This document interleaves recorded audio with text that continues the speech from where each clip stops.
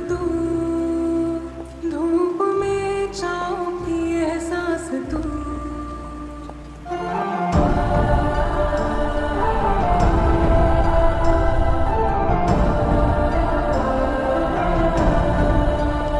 जीत तू, जान तू, जहान तू, हो गई इतिहास का ताज तू। जीव हमारी जाति है, मानव धर्म हमारा। हिंदू मुस्लिम सिख ईसाई धर्म नहीं कोई न्यारा।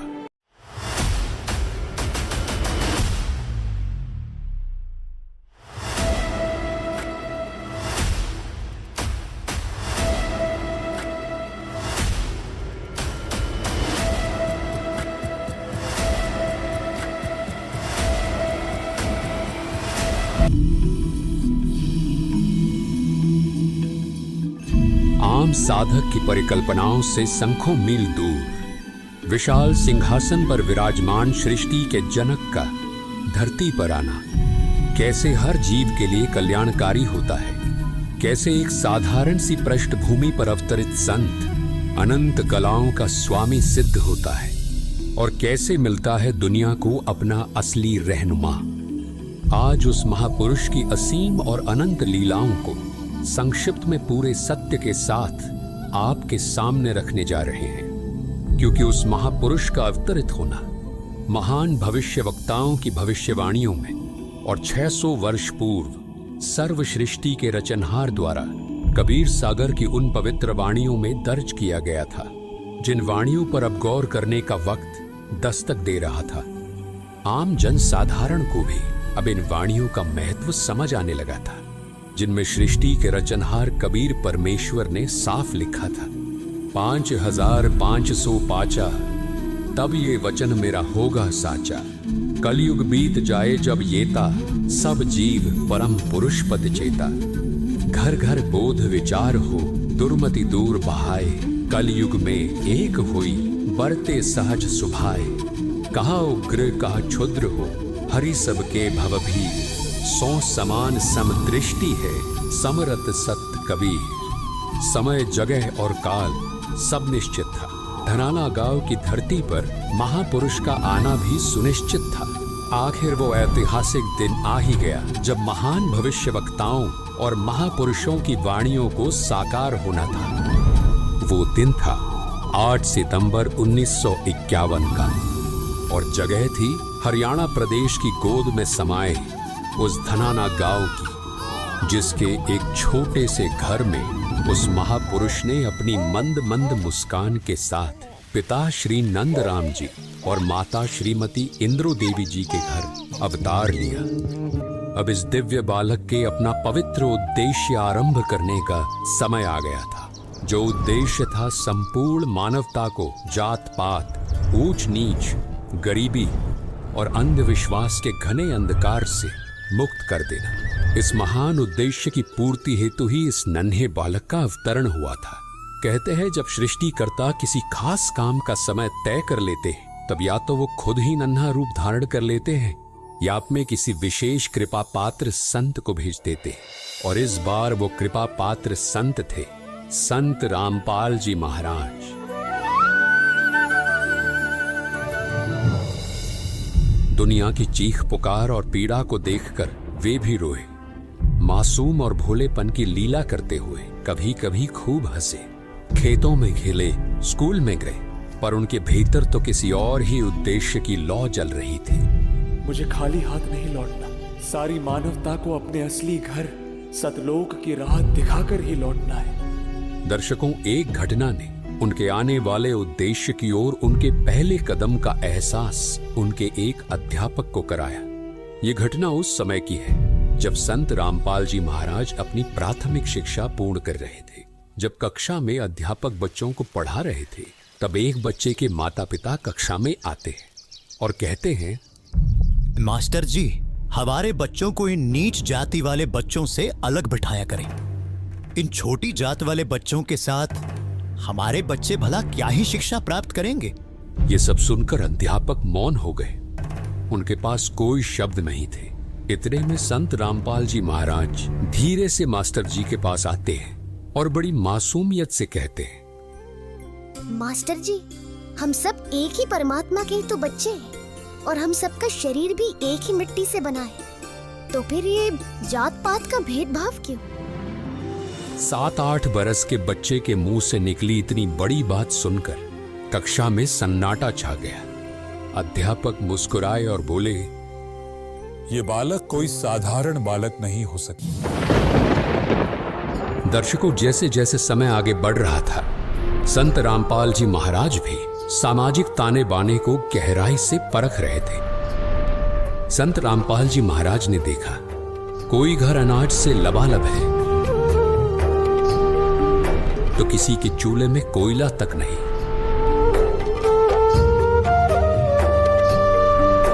कोई नशे में डूबा है तो कोई कर्ज में डूबा है। दूसरी ओर धार्मिक पाखंड भी अपने चरम पर है। ये धर्म के ठेकेदार लोगों को बांट बांट कर सिर्फ अपनी थाली भर रहे हैं।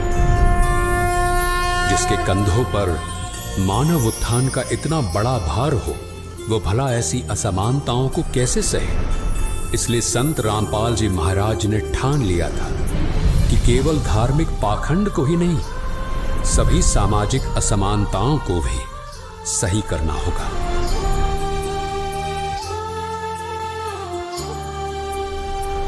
मथुरा के एक प्रसिद्ध संत तुलसीदास उर्फ जय गुरुदेव तो उस महापुरुष की मौजूदगी तक का एहसास कर रहे थे, जिन्होंने अपनी पुस्तक जय गुरुदेव की अमरवाणी में ये सब दर्ज भी करवाया, जिसमें उन्होंने लिखा था कि वो अवतार जिसकी लोग प्रतीक्षा कर रहे हैं 20 वर्ष का हो चुका है।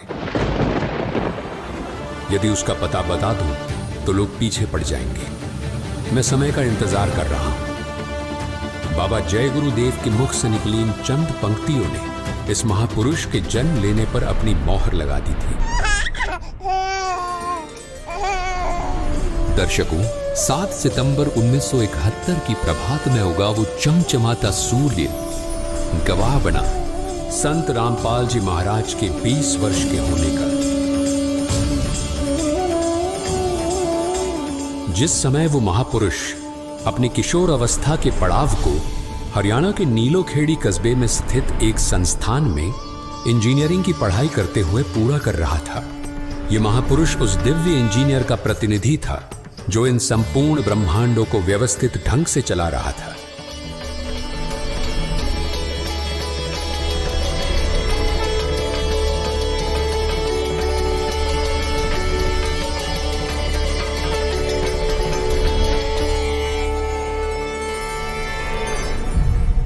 जल्द ही संत रामपाल जी महाराज ने इंजीनियरिंग की पढ़ाई पूरी की और हरियाणा के सिंचाई विभाग में कार्यरत हो गए। लेकिन जिस कार्य के लिए जन्म लिया था वो भी शुरू करने का समय आ गया था। अब संत रामपाल जी महाराज की मुलाकात होती है 104 वर्षीय ब्राह्मण से, जिनका नाम था पंडित स्वामी राम देवानंद जी महाराज। दर्शकों, ये ब्राह्मण उन पाखंडी ब्राह्मणों से बिल्कुल अलग थे। वो उपासक थे कबीर साहिब के, यानी संत रामपाल जी महाराज के जीवन की सबसे अहम कड़ी थे स्वामी राम देवानंद जी महाराज। संत रामपाल जी महाराज ने स्वामी राम देवानंद जी महाराज से संपूर्ण आध्यात्मिक ज्ञान को बहुत ही विस्तार से समझा और अपने सटीक विश्लेषण और अपनी भक्तिमयी छवि से स्वामी राम देवानंद जी महाराज को मंत्र मुग्ध कर दिया। वो देखते ही देखते स्वामी राम देवानंद जी महाराज के सबसे प्रिय शिष्य बन गए। स्वामी राम देवानंद जी महाराज ने कहा, इंजीनियर साहब, अब मैं उस दिव्य कार्य को आपको सौंपता जिसके लिए आप इस धरती पर आए हैं। मैं धन्य हूं जो आपके गुरु के रूप में आपने मुझे ये सेवा दी। इस तरह स्वामी राम देवानंद जी महाराज ने संत रामपाल जी महाराज को सत्संग और नाम दीक्षा देने का आदेश दिया। दर्शकों, यही वो समय था जब ज्ञान और अज्ञान का मुकाबला शस्त्रों से नहीं बल्कि शास्त्रों से होना था।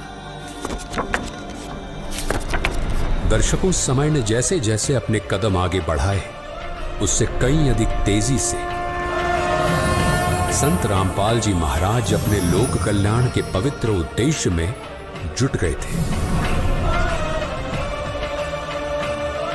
भविष्य से लेकर भूत का सब कुछ धीरे धीरे उजागर हो रहा था।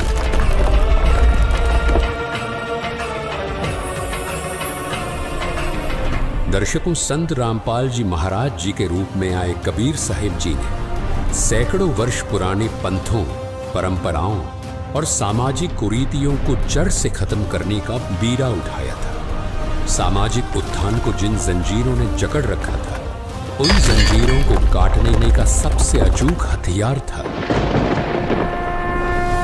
संत रामपाल जी महाराज का तत्व ज्ञान। इस दौरान संघर्ष और यातनाओं ने भले ही अपना तांडव भी खूब दिखाया, लेकिन इस महान संत के जुनून और अपने उद्देश्य को कामयाब करने की चाहत ने हर पीड़ा और दर्द को धत्ता साबित कर दिया।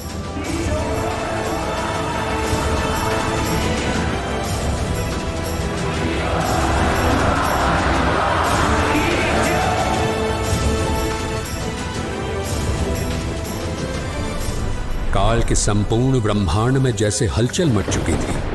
काल की कैद में फंसी आत्माओं को जैसे सतलोक की चांदनी की शीतलता महसूस होने लगी थी, क्योंकि जो भी संत रामपाल जी महाराज जी के सानिध्य में आता, उसे ऐसा महसूस होता जैसे कई दिनों से भूखे को रोटी का निवाला मिल जाए। कड़ी धूप में कोसों मील दूर की यात्रा तय करने के बाद किसी पथिक को घने वृक्ष की छाया मिल जाए, ऐसा ही एहसास काल के थपेड़ों से पीड़ित श्रद्धालुओं को संत रामपाल जी महाराज के पास आने से होने लगा। फिर जल्द ही वो समय आया जब अपनी पटकथा के अगले अध्याय को चरितार्थ करते हुए संत रामपाल जी महाराज ने धर्म ग्रंथ खोलने शुरू किए। संत रामपाल जी महाराज ने प्रमाणों के साथ बताया कि पूर्ण परमात्मा एक है, वो हम सबका जनक है और वो कोई और नहीं, कबीर देव, कबीर साहिब जी हैं। संत रामपाल जी महाराज बताना चाह रहे थे कि उनका उद्देश्य है कदम कदम पर टूटे सत्य को फिर से जोड़ना, आस्था और विश्वास को एक बार फिर उस परमात्मा में लगाना जो इस भटके जीव का असली रहनुमा है। वही कबीर परमात्मा भी इंतजार कर रहे थे उस दिन का जब उन्हें स्वयं धरती पर आकर इस पवित्र मिशन की बागडोर को संभालना था। दर्शकों, आखिरकार वो दिन आ ही गया जब स्वयं पूर्ण ब्रह्म परमेश्वर कबीर साहिब जी स्वयं संत रामपाल जी महाराज को आकर मिले और उन्हें सहशरीर सतलोक भेजकर स्वयं इस पवित्र उद्देश्य को आगे बढ़ाना शुरू कर दिया, जिसको उन्हीं के भेजे परम संत सद्गुरु रामपाल जी महाराज ने शुरू किया था। लेकिन सवाल ये था कि 13वें पंथ को शुरू करने वाले संत रामपाल जी महाराज अब किस भूमिका में होंगे? दर्शकों, इस सवाल का जवाब केवल पूर्ण ब्रह्म के पास ही था, जिन्होंने एक बार फिर यह साबित किया कि संत रामपाल जी महाराज और कबीर परमात्मा एक ही सिक्के के दो पहलू हैं। और इस बार खास बात यह थी कि सिक्के के दोनों ही पहलुओं पर स्वरूप संत रामपाल जी महाराज का था। दर्शकों, अब संत रामपाल जी महाराज के रूप में इस पवित्र उद्देश्य को आगे बढ़ाने का जिम्मा स्वयं कबीर परमेश्वर ने संभाल लिया था। दर्शकों, अब शुरू हो चुका था काल और दयाल के बीच वो महायुद्ध जो सत्य और असत्य की धुरी पर आधारित था। हार और जीत पहले से ही निश्चित थी, लेकिन बचाए रखना था तो केवल अपनी मर्यादा और अपने वचन को। दर्शकों, युद्ध के प्रथम पड़ाव में स्वयं कबीर परमात्मा संत रामपाल जी महाराज के रूप में शस्त्र नहीं बल्कि शास्त्रों का प्रयोग करते हैं और अपने अचूक ज्ञान के दम पर बड़े बड़े तिलकधारी और पाखंडियों को निरुत्तर करना शुरू कर देते हैं। संत रामपाल जी महाराज के रूप में आए कबीर परमेश्वर के सामने चुनौतियां हूबहू वैसी ही थी जैसे उन्होंने 600 वर्ष पूर्व काशी में सहन की थी। बस उनका प्ररूप बदल चुका था। पर कबीर तो कबीर ही हैं, न तब हार माने थे और न आज मानने वाले हैं। उनके ज्ञान का परचम लगातार लहरा रहा है। दर्शकों, ये भी अपने आप में एक दिलचस्प घटना है कि कब संत रामपाल जी महाराज से कबीर परमेश्वर ने उस उद्देश्य को संभाल लिया। उनके हम सफर रहे भक्तों को भी एहसास नहीं हुआ, क्योंकि कबीर साहिब और संत रामपाल जी महाराज में कोई भेद आज तक कोई भी नहीं कर पाया। एक ही सिक्के के दो पहलुओं को भला कौन जुदा कर पाया है? पूरी दुनिया को एक सूत्र में बांधने के लिए आध्यात्म में फैले पाखंडवाद, ऊंच नीच, जाति धर्म को हमेशा हमेशा के लिए जड़ से खत्म करके सिर्फ एक ही आवाज को बुलंद करने का सपना संजोए संत रामपाल जी महाराज निरंतर अपने पथ पर आगे बढ़ रहे हैं। संत रामपाल जी महाराज की दृष्टि में पूरा विश्व एक परिवार है। इसलिए वे बार बार बोले कि इस दुनिया में समानता होनी चाहिए। हर किसी को रोटी, कपड़ा और मकान मिलना चाहिए। तमाम सामाजिक बुराइयों के अंत को उन्होंने अपने प्रथम उद्देश्यों में शामिल किया। संत रामपाल जी महाराज ने जब सामाजिक, आर्थिक और धार्मिक बुराइयों पर वाजिब सवाल पूछे तो संत जी पर झूठे आरोप गढ़े गए, मुकदमे हुए। मगर लोग भूल गए कि जिसके जन्म पर ही अवतार की मोहर लग चुकी हो, उन्हें सलाखें भला कैसे रोक सकती हैं? हिसार की जेल में पहुंचने के बाद भी कबीर साहिब कहाँ रुकने वाले थे? संत रामपाल जी महाराज के रूप में कबीर परमेश्वर का मिशन रुका नहीं, बल्कि दिन दुगनी रात चौगनी बढ़ने लगा। सलाखों के पीछे बैठकर संत रामपाल जी महाराज ने अन्नपूर्णा मुहिम की जो सौगात जरूरतमंदों को दी है, वो अकाल्पनीय है। इस मुहिम के जरिए उनका उद्देश्य स्पष्ट है। जब तक सांस है, कोई भी भूखा ना सोए। नतीजा, ट्रक के ट्रक राशन, हजारों कंबल, लाखों रुपयों की दवाइयां देश भर के आश्रमों से निकलकर झुग्गी और गांवों तक जा पहुंची। हर कोई दंग है कि कैदी कहलाने वाला इंसान इतने परिवारों का सहारा कैसे बन गया। यह सवाल ही तो ईश्वरीय ताकत का एहसास करवाता है। लोगों को समझते देर न लगी कि ये साधारण वेश में केवल संत रामपाल जी महाराज नहीं, बल्कि उनके रूप में पूर्ण ब्रह्म कबीर परमेश्वर आ चुके हैं। देखते ही देखते लाखों अनुयायी उनके सामने नतमस्तक होने लगे। आज का सूरत हाल ये है कि संत रामपाल जी महाराज अर्थात कबीर परमात्मा की भक्ति साधना से कैंसर, लकवा, किडनी फेलियर जैसे असाध्य रोगों से लाखों लोग मुक्त हो रहे हैं। डॉक्टरों ने जिन्हें जवाब दे दिया था, वे फिर खेत खलियानों में हंसते दिख रहे हैं। मरीजों की रिपोर्टें आज भी साक्षी हैं कि जब आस्था सच्ची हो तो परमात्मा नियम भी बदल देता है। आज संत रामपाल जी महाराज के आशीर्वाद से लाखों बेटियों का दहेज मुक्त विवाह हो रहा है। न बैंड बाजा का दिखावा, न नगद सोना चांदी की मांग, सिर्फ दो पक्ष, दो गवाह और सतलोक यात्रा की शपथ। माता पिता की आंखों के आंसू ये गवाही देते हैं कि इस एक प्रयास ने समाज की रीढ़ सीधी कर दी है। इस धरती पर कलयुग में सतयुग का ये एहसास ही तो है। दर्शकों, ये समझना ज्यादा मुश्किल नहीं कि पूर्ण परमात्मा ही भ्रम का नाश कर सकते हैं, क्योंकि सलाखों के पीछे बैठकर संत रामपाल जी महाराज लाखों परिवारों तक पक्के मकान, छात्रवृत्तियां, किताबें, कंबल और खाद्य सामग्री पहुंचा रहे हैं। तो फिर वो जेल की दीवारों के पीछे कैसे हो सकते हैं? किसी गांव के टूटी छत पर नई टीन दिखेगी तो पता चलेगा कि ये संत रामपाल जी महाराज की दयालुता की एक झलक है। तो उस गरीब के लिए तो उसके घर के पहरेदार भी संत रामपाल जी महाराज ही हैं। किसी कस्बे में लड़की कॉलेज जाती दिखेगी तो माँ बताएगी कि ये केवल संत रामपाल जी महाराज के आशीर्वाद के कारण चल पाई है। तो आसानी से समझ आ जाएगा कि हर गरीब के हाथ को जिसने थाम रखा है वो यही महान संत रामपाल जी महाराज हैं।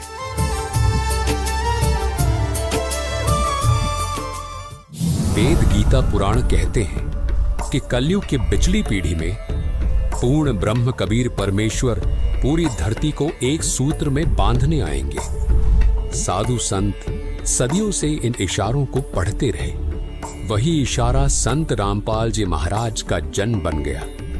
इसलिए जब वे कहते हैं कि मुझे परमात्मा ने भेजा है, तो ये दावा नहीं, उस पूर्ण ब्रह्म के वचनों का सार है। दर्शकों, आज संत रामपाल जी महाराज के सेवा भावना और विचारों से लाखों लोग नशा मुक्त हो रहे हैं। ऊंच नीच की बेड़ियां ढीली पड़ रही हैं। आज संत रामपाल जी महाराज के सत्संग धरती के कोने कोने तक पहुंच रहे हैं। आज संत रामपाल जी महाराज ने कबीर परमात्मा को परमात्मा साबित कर दिया है। जिन्हें आज तक केवल एक कवि, एक जुलाहा माना जाता रहा है। यानी खुद को साबित कर पाना भी इस कलयुग में कितना कठिन था। लेकिन कबीर साहिब तो हर मंजिल का सफर खुद ही तय करते हैं। कबीर परमात्मा ने अपनी महिमा को समेटे रखा। समंदर से भी ज्यादा गहरे उनके राज आज भी अपने सच को अपने में समेटे हुए सही समय का इंतजार कर रहे हैं। संत रामपाल जी महाराज ने अपने सत्संगों के माध्यम से दुनिया को बताना शुरू कर दिया कि मुझे कबीर परमेश्वर ने भेजा है। मैं तत्वदर्शी संत हूं। मुझे भूख, जाति, भेदभाव, रंग भेद, सामाजिक बुराइयों और मानवता के उद्धार के लिए उस पूर्ण ब्रह्म ने सबको अपने घर सतलोक ले जाने के लिए भेजा है। दर्शकों, अब एक संत और भगवान का ये जबरदस्त अभिनय किसको कितना समझ आता है, ये तो श्रद्धालुओं के अपने विवेक पर निर्भर करता है। लेकिन ये संपूर्ण सत्य है कि आज जो भी संत रामपाल जी महाराज के जीवन काल में देखा जा रहा है, वो सिर्फ परमेश्वर कबीर ही जी सकते हैं। तो दर्शकों, अब आपके दिल में जो हलचल उठी है उसे दबाइए मत। संत रामपाल जी महाराज के सत्संग सुनिए, अन्नपूर्णा मुहिम से जुड़िए और सेवा भावना की जो लौ आपके अंदर जलने का प्रयास कर रही है, उसे संत रामपाल जी महाराज के तत्व ज्ञान की मशाल का सहारा लेकर जलाइए।